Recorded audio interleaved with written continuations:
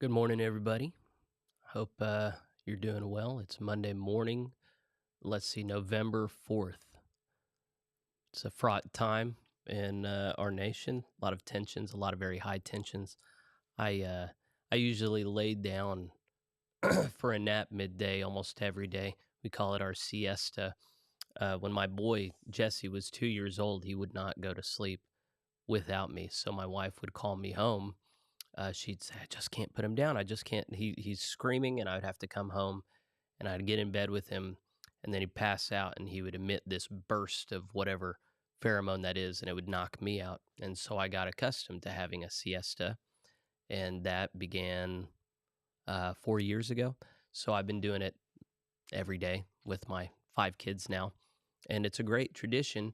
Except I'll sit down and I'll look at my phone while I'm putting down my two youngest girls, and I get on X and I look at all the stuff on X, and I don't get to sleep anymore. Tensions are so high around this election, and there's so much to digest.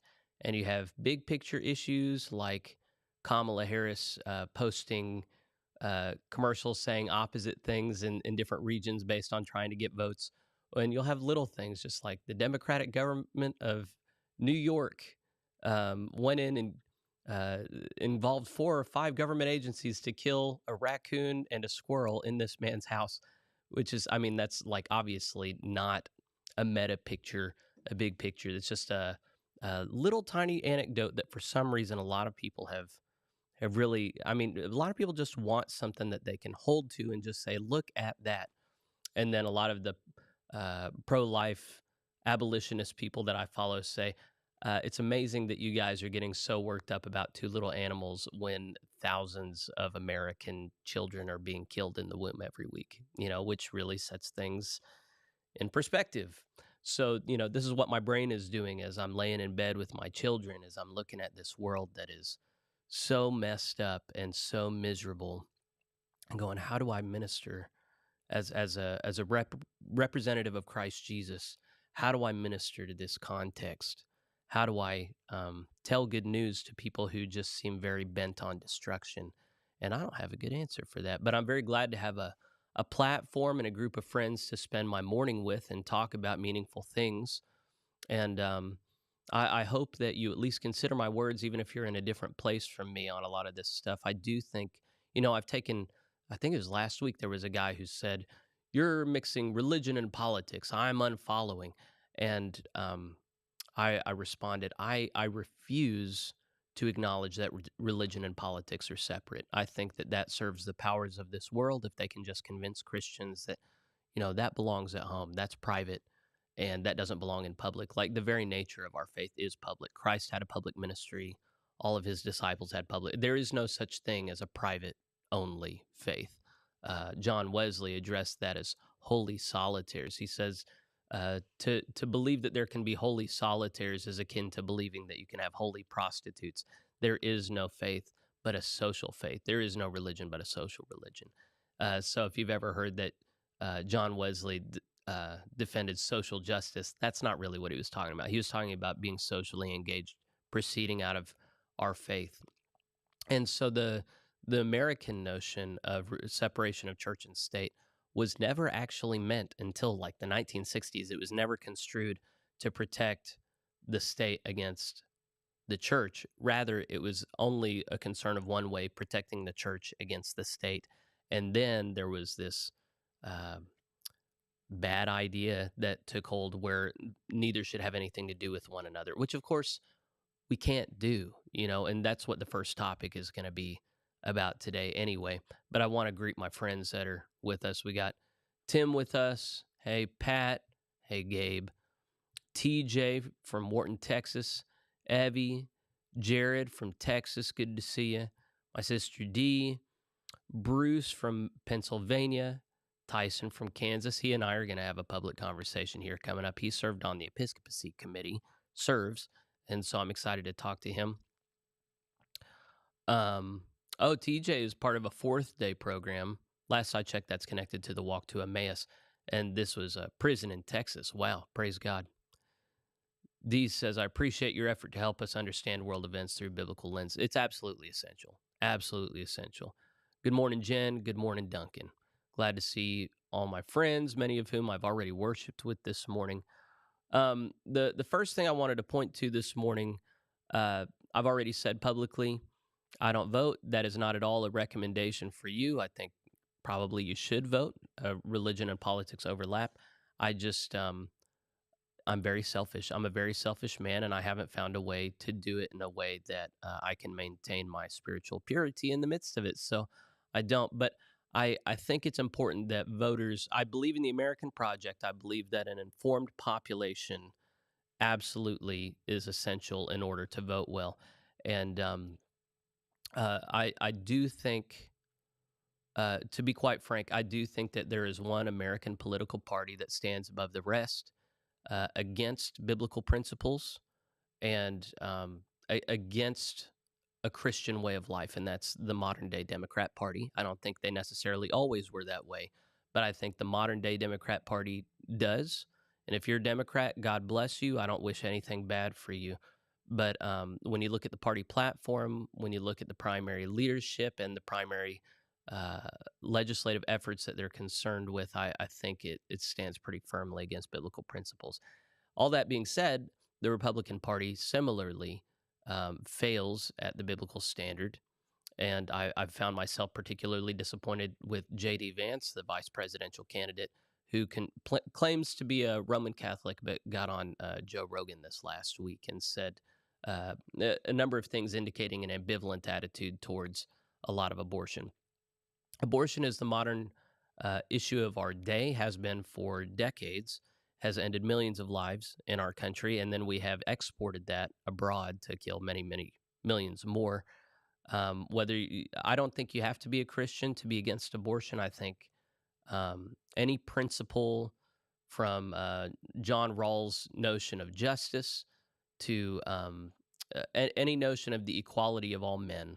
I guess you do have to have religion for that, but a concern for females in particular. Almost any worldview, whenever you look soberly at it, can acknowledge that abortion is not okay, that it doesn't solve the problems. We have a more material wealth in this nation than we ever have, and yet you're finding this modern um, hysteria around I care about my wife, I care about my daughters, we need abortion, and it's the most unloving thing to put a woman in the position of killing a child in her womb. And there's only one political party that stands against it, and it's this one. It's the American Solidarity Party. Peter Sonsky is the candidate for president. I don't think he has a chance of winning, but even so, if you agree with me that this is the largest issue on the plate, and you know, it's totally your right to look at the two party system and say I have to choose the lesser of two evils. I'm not going to say that that's problematic or you're going to hell or anything like that. That's what voting has always been. Jesus has never been on the ballot. You've always had to pick the lesser of two evils. But even so, if you're in a place where the outcome is assured, and just so it's clear, the Democrat Party is in favor of eliminating any restrictions on abortion across the board up to the moment of viability and birth. And for some Democrats, even past that.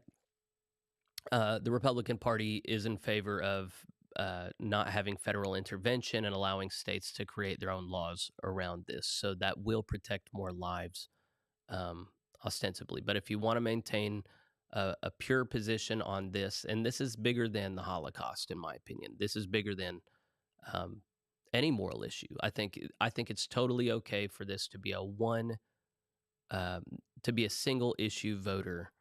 And in fact, you know what? If the Democrat Party maintained all of its ungodly positions, but it came out strongly against abortion, more strongly than the Republicans, I would tell you to vote Democrat. But they don't. They go to the opposite extreme. So I don't have any qualms saying, there are all these Roman Catholics in particular getting on the internet and saying, or getting at their pulpits just saying you cannot be a Christian and vote the Democrat Party platform. And I know and love a number of Democrats here locally. I think they still think they belong to a party that cares about the poor. They don't. That got compromised in the 1990s under Bill Clinton. For some reason, they've been able to keep everybody fooled. They're now the corporate uh, party. They're now the party of foreign war and interventionism. If you don't, I'm not sounding as smart as I would like to in talking about these things. Jordan Peterson recently interviewed RFK Jr., who talked about the Democratic Party that he was born into and the party as it exists today. And he says there's been a massive drift. And so, just like we had a number of people who were just unable to comprehend the drift of the United Methodist Church, there are millions who cannot comprehend that the Democrat Party has so far drifted from its moorings that it's not really recognizable to the Democrats of JFK era in the 1960s and caring about free speech, caring about liberty. These are not concerns of the modern day Democratic Party. And I guess I could talk about something else. This is the issue before us right now. And I don't know. I feel guilty. Like, I don't feel the need to.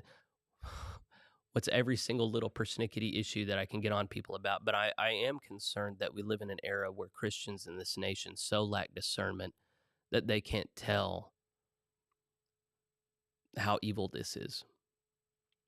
So, yeah, I guess I've spoken in clear terms and I can move on. So, um, let's look at the first article for today. United Methodists stress values, character, and duty as election looms. So this is written by Cynthia Astle, who leans very far left. A study was released last week or the week before that I covered, should have had it pulled up here, showing that 61 or 62% of United Methodists voted for Donald Trump in the last election. Given that a lot of the evangelical conservatives left, it might be reasonable to expect that a majority will now vote for Kamala. But it's also, a lot of people might have woken up to the fact that there's been this hostile cultural drift. I wonder what things are going to show. Here's what Astle says. With the U.S. presidential election and down ballot contests looming, United Methodists are making a final push to encourage their sibling Wesleyans to vote as a sacred duty, using Christian values and character traits as their guide. So, when we're talking about character, and that's obviously front and center in this article, the inference that I hear most people making when talking about Kamala and Trump is that Kamala has less problematic character than Donald Trump. I'm not sure that's as obvious as a lot of people want it to be. My understanding of Kamala is that she got a leg up by sleeping with the mayor of the city in which she lived, who was still married. So I mean, adultery, or do we imagine that's the only person she committed adultery with? We know Donald Trump is a serial adulterer. Kamala doesn't have children, which isn't a sin necessarily, but it does make you wonder how much empathy she has for people who do have children, and she does seem to lack some of that. She married a man who's been credibly and publicly accused of abusing women that he's been with. She's one of these that's served on a number of government um, boards and agencies on the state level and then the federal level, where she doesn't seem to have accomplished much, but she drew a big paycheck. She's a person who speaks out of both sides of her mouth and then seems to pretty overtly espouse Marxism. So, like, you don't have stuff as loud as Donald Trump, but nobody's as loud as Donald Trump. So to make the argument based on character, I'm just not seeing the character in her that others seem to see. And in fact, if you'd asked anybody about Kamala 6 months ago, they would have laughed at you because she was publicly known to be quite emotionally abusive to people who served on her staff. A lot of people, I mean, she's got a rotating door of people quitting because she's dysfunctional and screaming and nobody can make her happy. So I'm just not seeing the clear win for Kamala. Officially, the denomination, its church-wide mission and ministry units, local congregation, and clergy are prohibited from endorsing any political candidate under the restrictions of nonprofit tax rules. However, religious institutions that gain the coveted 501c3 status from the IRS are permitted to hold candidate forums and to witness publicly to their beliefs. Individual United Methodists are free to express opinions and partisan support. You'll recall if you watched my show last week, there was a United Methodist clergy effort. Deborah McKnight was her name.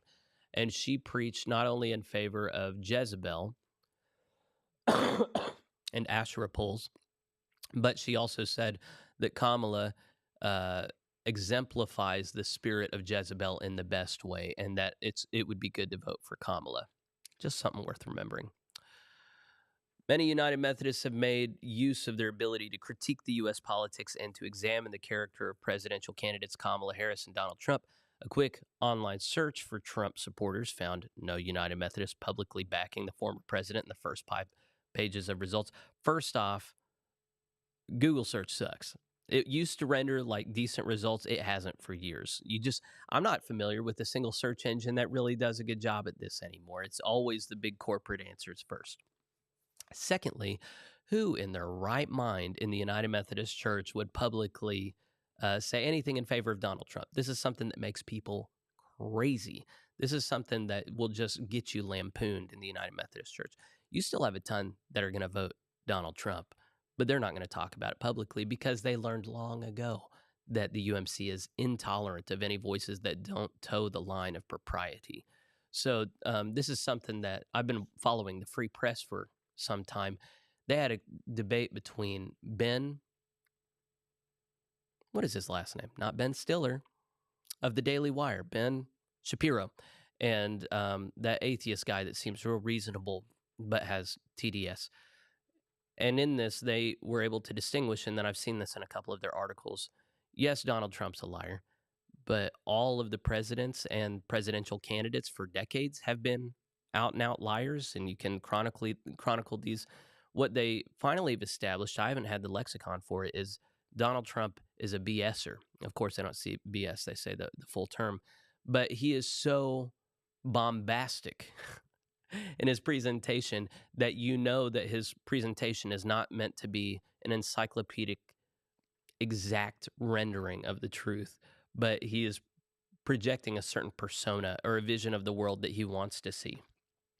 And that's why a lot of people vote for him. They're tired of this cynical realist spin that both political parties have. They want someone who is idealistic and not entirely tethered to whatever the grown-ups say is reality. And that sort of idealism is what people are hoping can revive the American dream. And that's what he intentionally hearkens to in the Make America Great Again thing. And, the realists say, America was never great. When was it great? This guy is a racist. He wants to go back to the 1950s and Jim Crow. That's not what he's doing at all. He's what's the word when you hearken back to a previous time and you look through rose-tinted glasses in a way that it was nicer than it ever actually was. That's what he's doing, and he's tapping into that.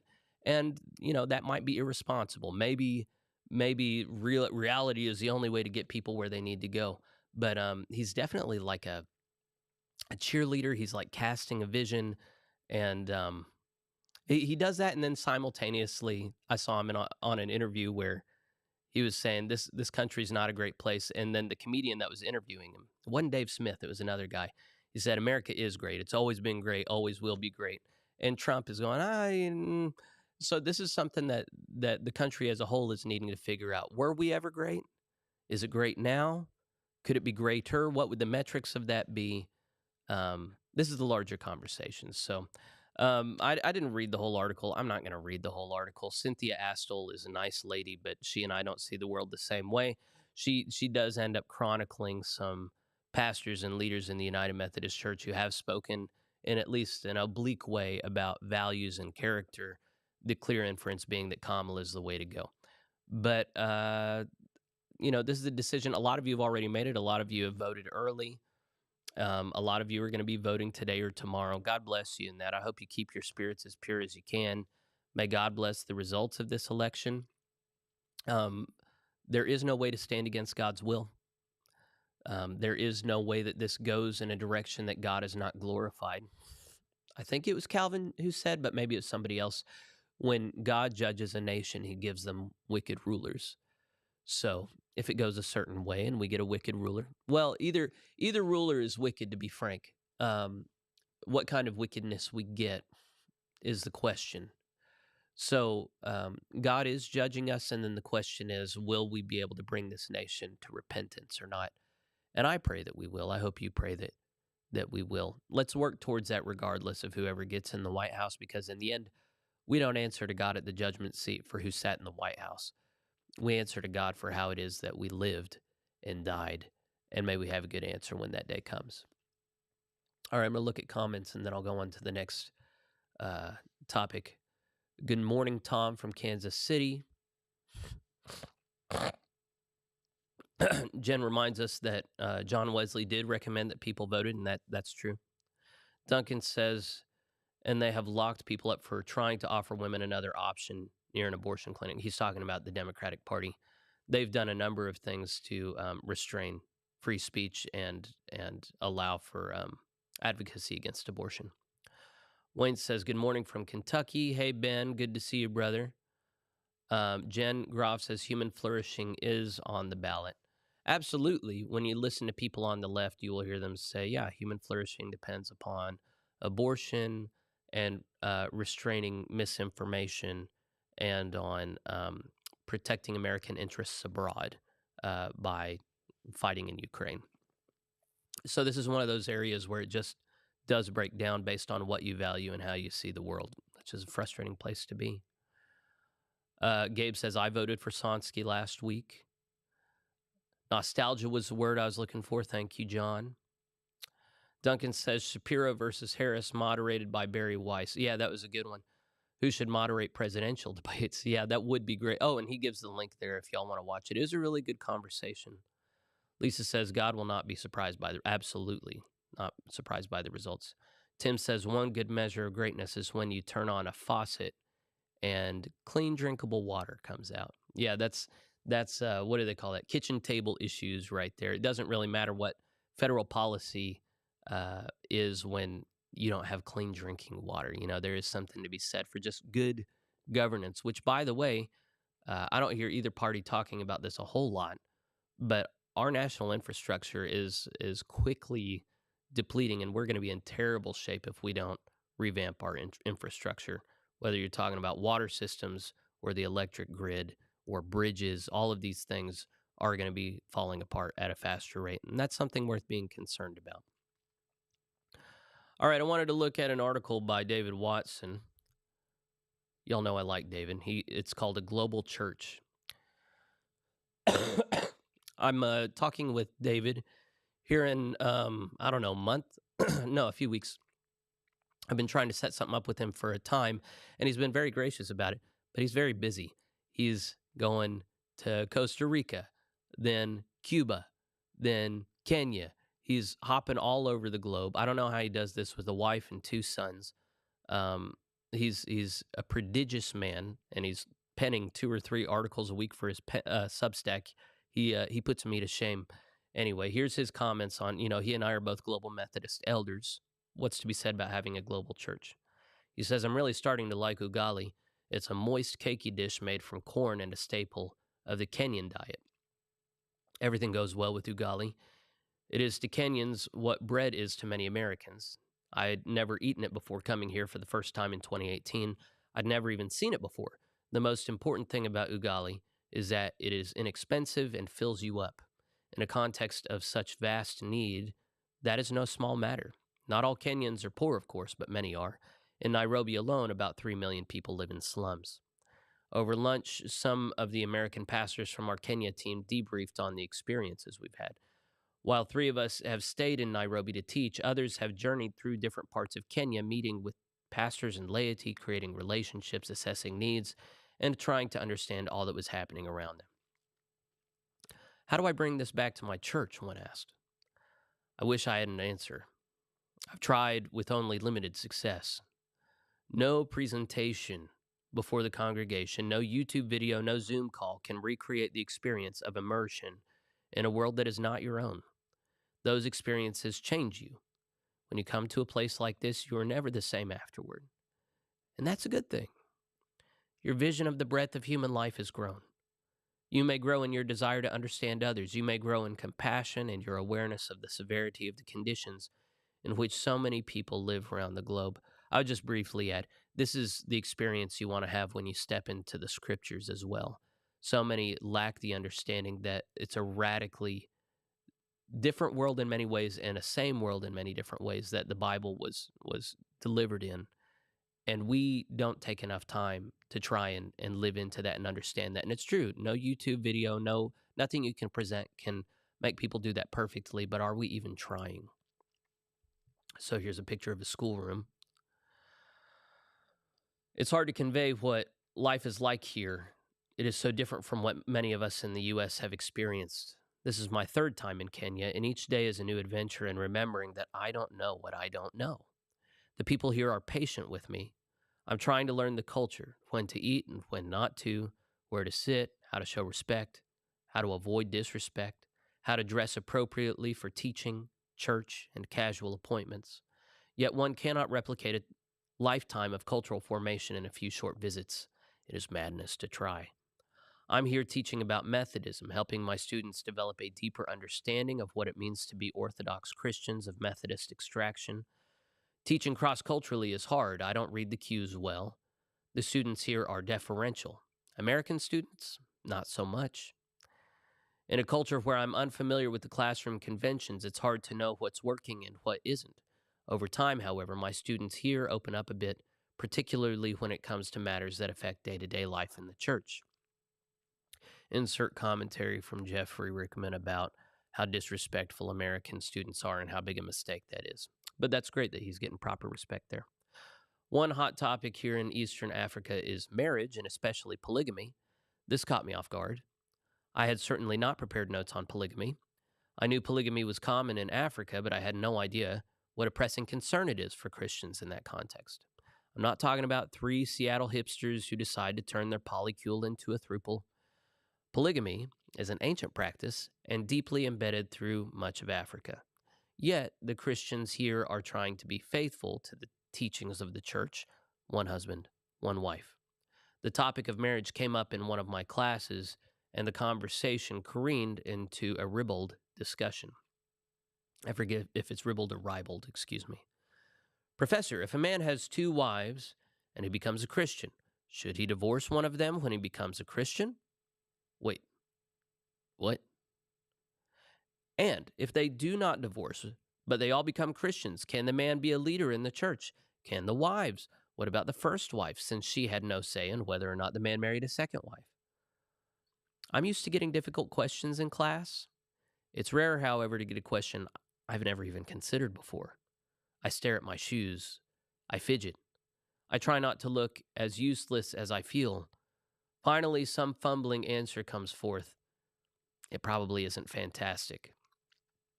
As I read through this earlier, and I didn't think through it a whole lot, but I thought, we in the degradation of American society are now creating scenarios of similar complication. I mean, we've been doing divorce for a long time, which Jesus was clearly specifically against. But then also, whenever you have people that have been involved in gay stuff, is that discounting?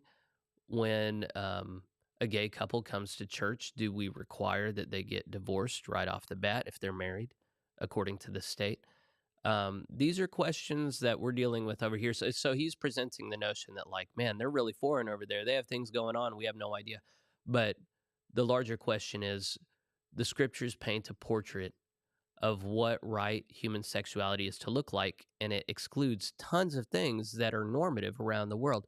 So, what is the distinct Christian witness about human sexuality and marriage and family when we're dealing with people coming out of the world into the church? Just how tolerant or intolerant are we? Just how direct or indirect are we? Who do we allow in positions of authority, and why? And why allow people that were engaged in one practice to participate in leadership and people engaged in another practice? Are we ranking these things? What is more or less acceptable? This is the larger conversation that I very much appreciate the people with the courage to enter into. He does anticipate this voice. In the U.S., we have our own problems with marriage, but not normally these, the one of polygamy. The challenges of ministry are contextual, even if there are principles we can apply cross-culturally. We all face thorny problems in our ministry context: ethical, financial, and theological problems, among others. These require maturity and theological grounding. Theological education can help as long as it is available, affordable, and contextually relevant. I would add to this a historical awareness of how it is that Christians and the church have entered into new areas, pagan areas that have practices that are not biblical. How have we engaged in cross-cultural dialogue as the church has entered into new areas? What's been effective? What's been ineffective? What I suspect is the case is the Christian approach has typically been seen as what the West would characterize as non um, intolerant, um, but we're not willing to consider that approach. So we're wanting to be nicer about it, but the nice approach doesn't seem to work very well. And that's what I suspect is the case. Someone who's smarter than me, let me know. You can email me, by the way, plainspokenpod@gmail.com. Set me straight. All right. He says, my students are good people. They love Jesus. They love the people in their congregations. They have lived through hardships that many of us in the U.S. have never considered. They want and deserve to be partners in ministry with Christians from around the globe. They want to learn. They want to teach us as well. If we are wise, we will listen. This is why I love David. The tendency when you get a big degree that costs a lot of money and a lot of people listen to you is to think that you're the end all be all. And this guy wears his humility on his sleeve, and it's not fake. It's not an act. He's the same wherever he goes. I really appreciate David Watson's ministry. And yes, everyone has something to teach. White people in the West have had a hard time understanding that we have a lot to learn from people who might be less educated, um, less economically advantaged. And the question before the GMC that I'm sure he's building towards is, are we open to learning that, to really considering that? Or do we still think because we have the high degrees and the money and the influence that we're the primary ones with something to teach? Watson says to be a global church is no minor ambition. It involves far more than funding, building projects, and a shared polity. In the church, we are all part of one body. The eye cannot say to the hand, I have no need of you, nor the head to the feet. To be the body of Christ is an exercise in mutual submission. Exactly what that looks like is often unclear. How do we go forward in humility? How do we use our resources most responsibly? What kind of engagement is helpful? And what does harm, even if inadvertently? What do different groups in the body of Christ have to teach one another? How can we hold one another accountable? How can we love one another, especially when that requires patience and difficult conversations? So here's where it gets really tricky. What's asked of in the body is we have to hold one another accountable. And maybe in the local church, we're okay with that. But are we okay with people in another part of the world holding our part of the world accountable?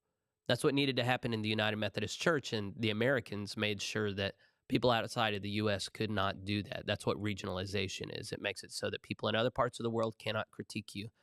It also makes it so that Americans can't critique people in other parts of the world. And a lot of people would say, well, that's right. They have their own culture. But the whole point is, we're all seeking to be unified in Christ. There is no different culture in that. There's just the culture of Christ. So can we do that? Are we willing to do that? Are Americans in particular willing to have people from outside of America look at us and critique us? If we really want the church to be global, these are the kinds of questions we will need to ask ourselves again and again across time. We will have to cultivate wisdom through prayer and make difficult decisions. We will have to give of ourselves and receive from others when our pride may get in the way. Americans are not perfect, nor are Kenyans, nor Koreans, nor Costa Ricans, nor any other nation or people. We are all sinners redeemed by grace, and we can grow in relationships of mutual love and accountability. We can. Are we going to? We can. The church is a glimpse of a new creation, however incomplete. Thus, as we build the church, we bear in mind the eschatological vision of heaven that Christ showed to John of Patmos in Revelation 7, 9 through 10. Quote, after this I looked, and there was a great multitude that no one could count from every nation, from all tribes and peoples and languages, standing before the throne and before the Lamb, robed in white, with palm branches in their hands. They cried out in a loud voice, saying, salvation belongs to our God who is seated on the throne and to the Lamb. From every nation, all tribes and peoples and languages standing before the throne and praising God. May it be so, not only in the age to come, but even today as light amid the present darkness, this present darkness.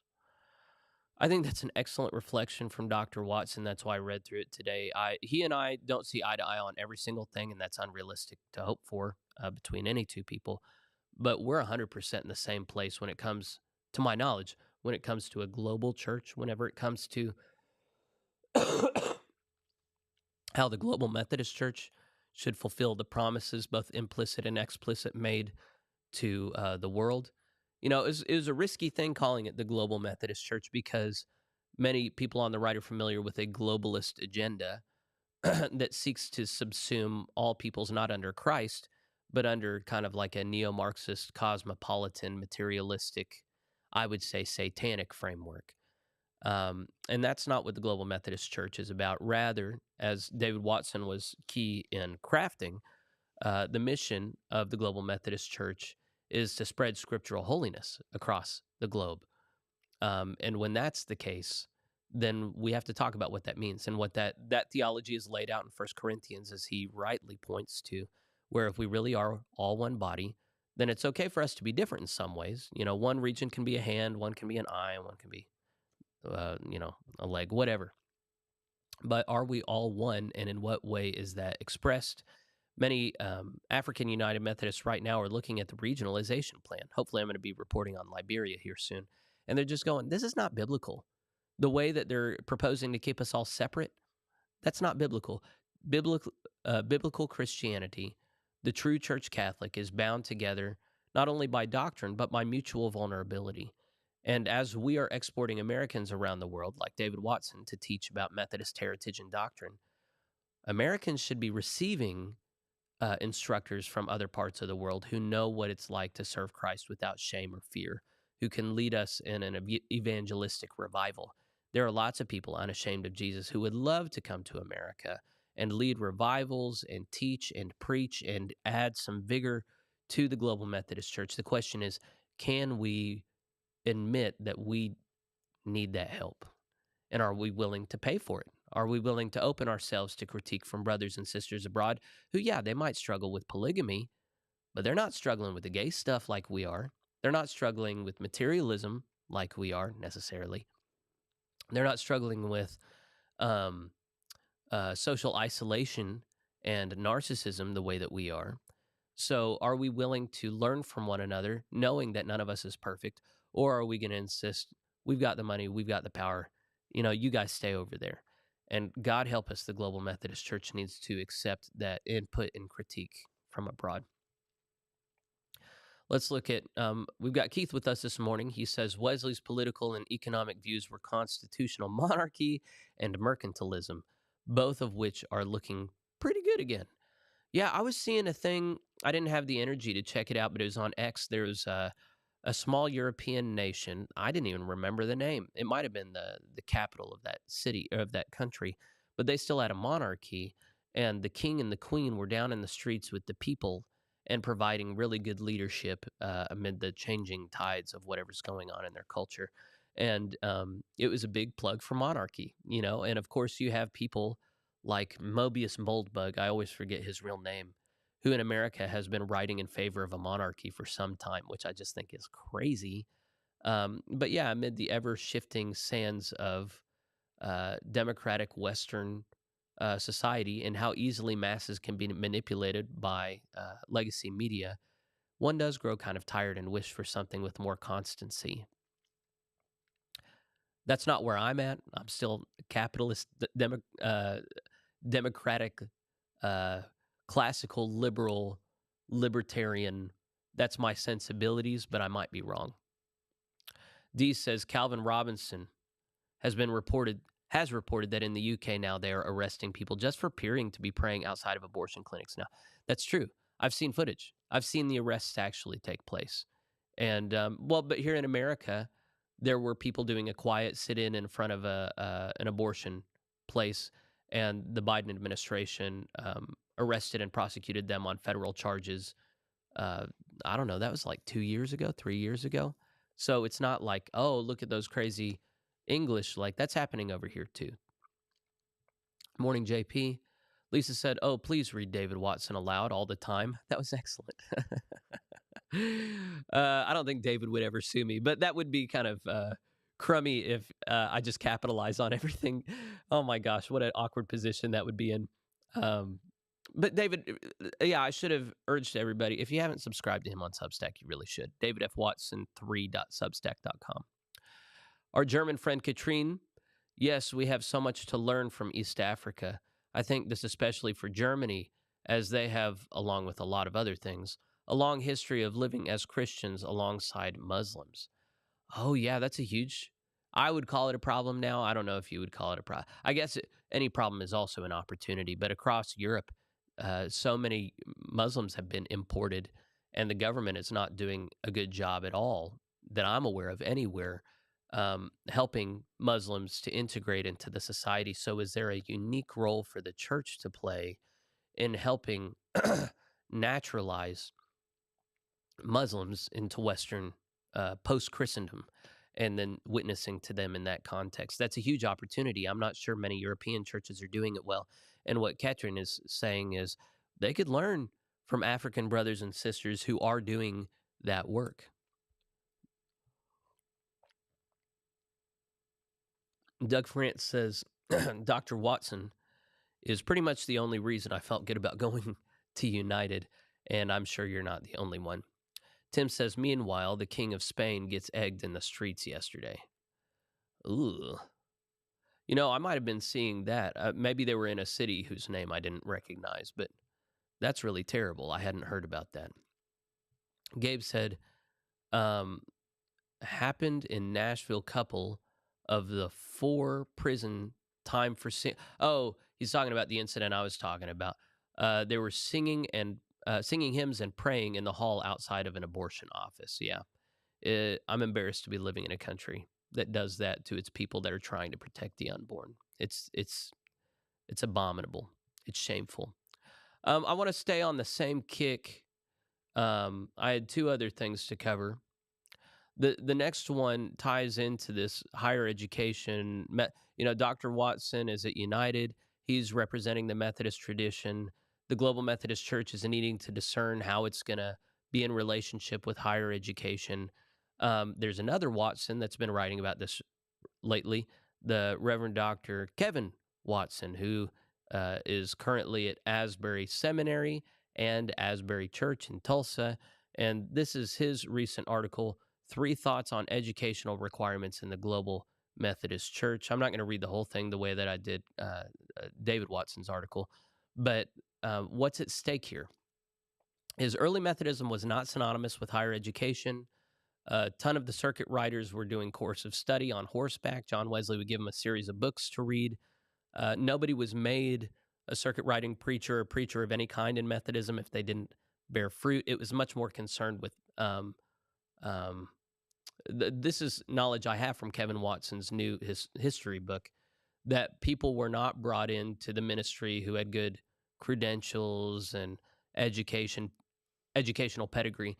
People were made preachers who were good preachers, who were very compelling in their prayers first, and then those good prayers were given a chance to preach. And if their preaching bore fruit in repentance and fervent faith among the listeners, then they were taken under the wing of those who were already doing it, and they were giving a practical education about how to preach well, how to lead religious services and lead people to Christ.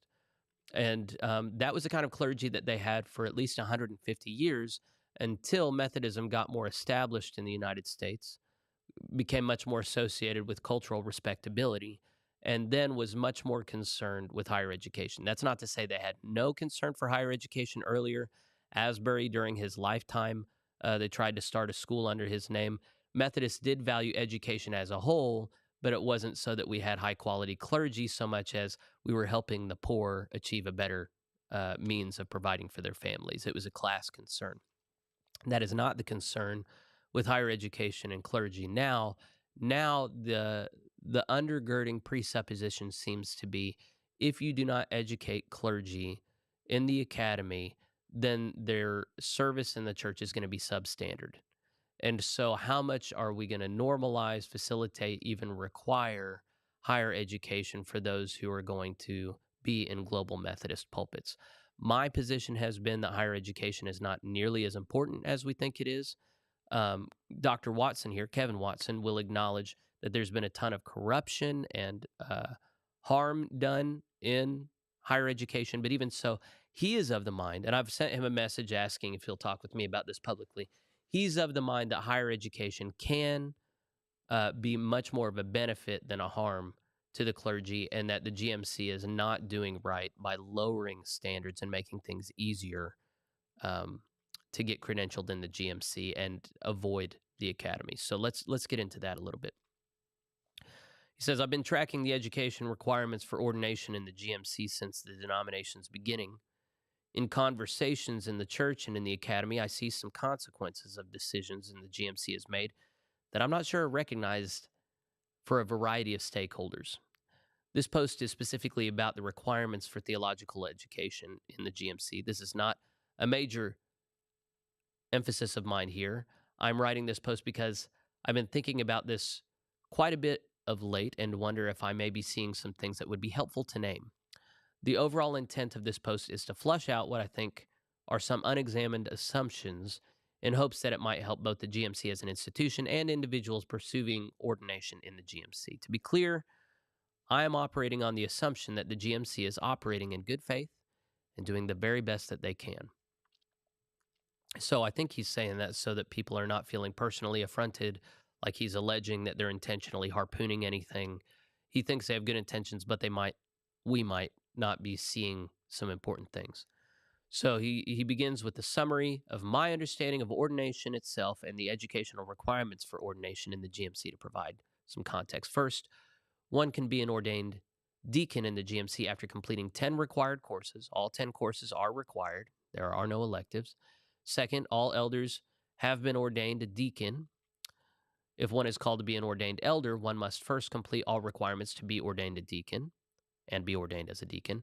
One then must complete 10 additional required courses. 8 of these 10 courses are required for all elders. 2 additional courses must be taken from a choice of, I think, 12 elective options. He's describing the system for all elders, including me. I was ordained a deacon and then immediately an elder. That can't happen anymore now. You have to be a deacon for, I think, 2 years before you can be an elder. All elders have been ordained deacons. Not all deacons will become elders. This is following historical precedent, but that's another post.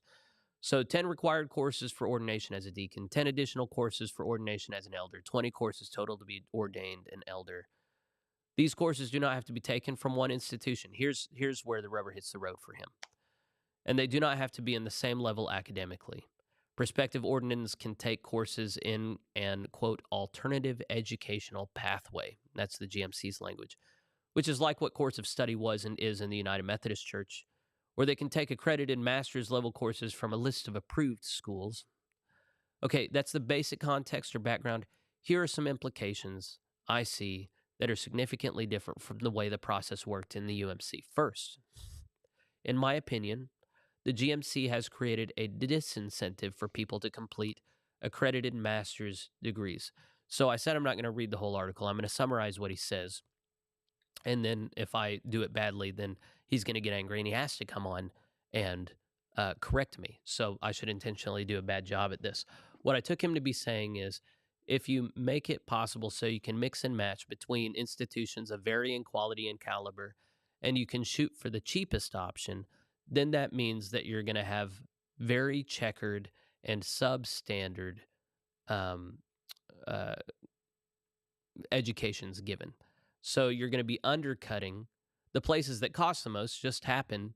I think this would be the inference. I don't think he would say 1-to-1, but at least in the case that he represents, Asbury Seminary is more expensive than a lot of other options. A lot of people are going to choose not to go to Asbury now because there are cheaper options that might be easier to work with, and that will be actually harming them and the average quality of the education given.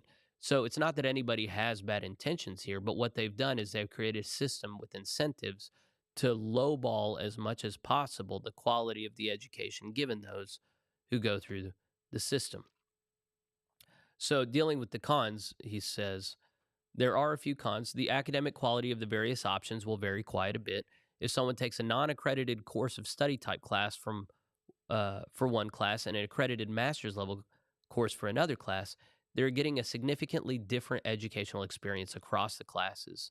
Another con is that the GMC approach will hurt seminaries. Seminaries are expensive, and the current models are not built on guessing which a la carte classes students not enrolled as degree seeking students might want to take any given semester. So, this is one of the things where Methodists need to decide how strongly do we feel about having our own seminary, supporting the current seminaries. In particular, Kevin Watson, I read another thing he wrote the other day. Asbury is a very high quality institution. And I know that I was recently poking at them because they did this kind of safetyism mail out in response to some evangelists that came through that were really inappropriate in some ways. But in general, like they're very clear on their theology, where they stand against the culture, and they're very clear about when they bring staff and new faculty on board, making sure that they are on board and that everybody's going to toe the line around biblical morality. And do we really want to do things that can hurt institutions like that and potentially supplant them, not with another place of similar quality, but a place that can undercut them financially because they're based on a different model? So I haven't heard him call out any other institutions that do that, but it would be kind of silly for us to imagine that no institutions do that. I don't know. I know originally there were six higher educational bodies that the GMC acknowledged as valid for training our clergy, but only three of them have articulated much theology on biblical morality, and how it is that they're going to train their students. And so there is a legitimate concern about, okay, how high are we going to maintain the bar for our clergy? And then, my concern, Watson doesn't articulate this, I don't think. I don't want there to be any kind of notion that once you have completed some degree program and checked off those boxes, that you are entitled to ordination or service within this body. And of course, I think almost everybody would say that that doesn't happen. They can go through all this and still not be ordained. But I think anytime you have a program like this that is compulsory rather than optional, you do kind of create this notion of entitlement. You also create here. This is in this article that Watson wrote. I think we're going to be done reading the actual text. He highlights how this recreates when you have high quality institutions and low quality institutions, or ad hoc stuff, that you create a two-tiered system in the denomination, very much as what was seen in the UMC. In the UMC, you had ordained elders, and then you had local licensed pastors. I was a local licensed pastor with a seminary degree from one of their most prestigious institutions. Um, but they create this two-tiered system, and in the GMC, we're saying we're not going to do that, but then we're allowing people to get widely disparate educational experiences in these different academic environments. And so Watson is, I think, rightly warning that we're having good intentions with a thought towards lower income people and people with families and complicated lives. Are trying to make it easier for them. But then there's the law of unintended consequences. He doesn't cite that. I cite that. That seems to undergird a lot of his concern where, okay, we have good hearts in all this, but the long term implications of GMC with respect to higher education seems to set us up for lower quality clergy and a tiered clergy system where the churches of means are going to prefer those who got the right degree and from the right institution. And when we're allowing clergy to set themselves up for failure and inequality in that way, it's going to cause long term resentment and dysfunction. So he doesn't summarize it in those ways. That's my language. But this is one of those things where, I mean, the more fundamental thing is how much are we going to value higher education? And Kevin Watson, I think, would say when it's done right, higher education is a huge asset to the church, and we are totally right to make ordained eldership and diaconal ministry synonymous with a certain degree and quality of training. I'm not there right now. And it's based partly on stuff that Kevin Watson has said, but I think the strongest that Methodism has ever been was when it was unconcerned with conventions of the academy and when it was only concerned with zeal, whether or not it was perfectly formulated. And whenever we're dancing on that line between extremes of heresy and biblical fidelity, I think that was a huge strength for us. And reading early Methodist history, it feels much more like the Wild West because you couldn't ensure certain standards of academic prowess. um, that's much more exciting, and you saw much more dynamism in that. So I would much rather have that than a system where we're trying to funnel everybody through these institutions. Because here's the thing about institutions. This is something I want to put to Watson. They change. You know, we saw that at the top of the hour. I talked about that with the Democratic Party. Oh, and I didn't even talk about the Republican Party, which has also massively shifted in the last few years. We've talked about that with respect to the United Methodist Church and how much that's radically shifted. And then with respect to Asbury, WBS, Mid Christian, Mid America Christian, all these other institutions, they can change. They might be solid today, they might be solid next year, but they can change. And that means that we can be co opted. So I just think, what is it? Semper reformanda? Is that the always reforming? We always have to be scrutinizing every part of the church. There's nothing we can take for granted. What are the key foundational things that we're always protecting? I'm just declaring war on this mentality of phoning it in and just trusting that, oh, we can always trust this guy, we can always trust this institution, we can always take for granted it's going to go well here. I just think that's going to get us killed. I think the New Testament witness and the historical reality is we have to be vigilant. We have to watch over one another with love because all of us can be co-opted, and even the biggest mightiest force for good can be co-opted by the evil one if we let it. So there has to be a vigilance there. Now, am I saying that there is no role for higher education? No. I think we have to have doctors of the church, but I think we always have to be clear about who's in charge, and it's not the academy. And the academy is here to serve the local church, but the moment that we make the academy essential for serving the local church, that's when I think we've gone too far. So I could be changed on this. It could be that Watson and others are able to talk me down from my extremist position. But even so, I sense that the Methodists are still way off kilter about higher education. And I'm glad that Dr. Watson is leading this conversation because I think it volunteers more fundamental questions about, okay, if the academy really is that important, can we talk about how and why?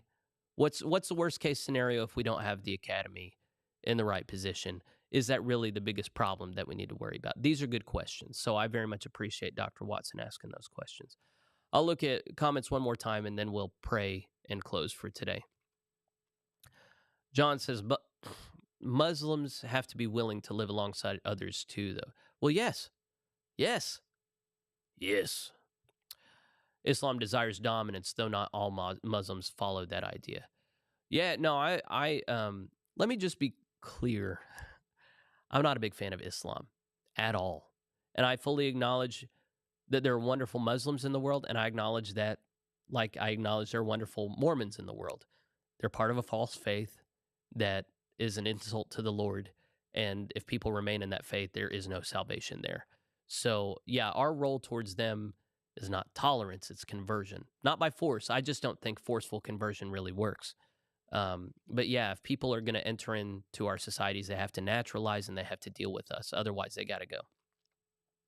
D says, so then the original standard for clergy was how well they evangelized and preached and how effective they were at discipling and then how effective they were at helping the membership do the same. Yes. Yes, categorically, without, yes. Yeah. And then she says, education does not guarantee appointment or ordination. Doug says, I don't know that I'm expecting to get much from seminary, granted only a few months in, but I have learned more preparing for sermons, classes, or roles in the church than what I see in the curriculum. Yeah, the best education is on the ground education, 100%. I did 3 years at Boston University School of Theology. I'm glad for many of the things that I learned there, but there's nothing I learned there that I couldn't have learned on my own. And so I think it should be normative for churches to expect pastors to spend a lot of time in study and personal growth, not necessarily go into like classes, but just learning Greek and Hebrew and doing a lot of reading through commentaries and then being a part of small groups with other clergy, figuring out our doctrine of how it is that we lead people to Christ. Um, those are the things that add to growth. But there are tons of people who sit in seminaries are morons, absolute morons. Tim says Christian ed needs to rethink accreditation. We need to submit to the world's view of what constitutes quality. We tend to submit. We do this so that our students can get government grants. I'm in favor of moving things more in house. Yeah, and where things get really complicated is when you're talking about grants and scholarships. I'm a increasingly of libertarian sympathies, and when you look at what happens whenever you offset costs, is you create perverse incentives. And so I wonder what Watson would do, Kevin Watson, with what happened in the United Methodist system is we threw all this money at seminaries to offset the cost of a theological education, but then those seminaries used it to hire additional faculty and staff to then re-socialize the students more, and then it maintained its expense. And then they say, this is a higher quality. This is what we do with higher quality institutions. This is what you're still paying for. And so I'm not sure what to do about the money component, but you're right. The monetary incentives thus far have made theological education much more worldly than it should be. Duncan says another factor to consider is the shortage of candidates in certain geographic areas. Creating other ramps for credentialing is more necessary in those times. Yeah, well, and then I mean, I don't know how much this overlaps. Okay, if the real problem is that clergy are not willing to serve in rural areas if they're not made to, that's what I've understood the problem to be. That no matter what degree program you give them, a lot of our people are just not willing to live in a rural area. They're city cosmopolitan folk. They're just not going to go anywhere. So I wonder if that's a band-aid for a bullet wound. Duncan says, I think the nature of journalism has gotten worse since the professionals have gotten more educated. Well, and that can be chronicled. I can't think of her name right now. I can think of her face. She wrote a book on how journalism in America began as a working class phenomenon. It was for American workers trying to stay abreast of developments in the world so they could more wisely navigate things. But then in the last few decades, it became a very elite, credentialed field. And one of the things that we have seen is that the more credentialed a person is, the more they've engaged in the laptop class elite thought, the more ridiculous that that's not the actual finding, the more they can live their lives in synthetic constructs rather than reality. And so there are a lot of people that are highly credentialed that are morons because they're detached from reality. They've engaged in a world that's largely artificial. They've engaged that prefrontal cortex, which is good at abstractions, and they make abstractions that are not real. They're reality. And so journalism is just one area that's happened. Clergy, that's definitely happened. Politics, that's definitely happened. Jared says knowledge without love and love without knowledge are equally destructive. The early Methodists identified love or zeal for God and added knowledge to it, but once puffed up with knowledge, we know what direction that goes. Yeah, and that's absolutely true. And it is true, faith seeks understanding, and that undergirds all Methodist truth seeking. But the question is, what's the starting point there? And a lot of times there are both and things, but I think the starting point for seeking knowledge always has to be zealous love. And if it's not that, it's going to go wrong. Fred says, I support a high bar for theological training for ordination. I want my pastor to have that knowledge and spiritual formation. We can level the economic playing field by supporting scholarships. So yeah, Fred very much represents a line of thinking that I'm wanting to be in dialogue with. And I understand why people think that. I'm just not sure that it's true. And well, I think there are people who very much want their pastor to be able to do that theological high speak and engage with the smartest voices and be able to articulate, here's what this theologian said, here's what this theologian said. And that's your prerogative. Absolutely. I'm not going to shame you for that. I'm just going to say the vast majority of people could not care less about that because it's not essential for salvation. The main thing is, can you help people navigate their Bibles, learn how to pray, learn how to love their neighbor, learn how to conform everything in their lives to Christ? You don't need a degree for that. And so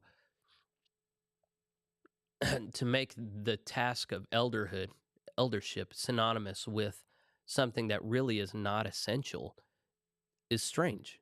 You know, it's fine to want like the best case scenario, but can we learn from someone who falls short of that, you know? And I don't hear Fred you saying, I am unwilling to learn from anyone who doesn't have this degree. I'm not hearing you say that at all, but I am saying that's kind of what Methodism sometimes defaults to because of the way we've looked at these things. D says there are already lay minister graduates in pulpits, unordained and not planning for it. What I think is needed is more regular oversight of both ordained and non ordained pulpit supply and frequent continuing education for clergy. Yeah, as long as the continuing education is not icky. But I think you're absolutely right. I just don't think, I mean, when we look at the United Methodist Church, how many have PhDs and master's degree who are heretics? You know, I just covered one, an elder in the Great Plains Conference in Nebraska, who is literally preaching in favor of Jezebel and Asherah poles. She's an ordained elder with a seminary degree.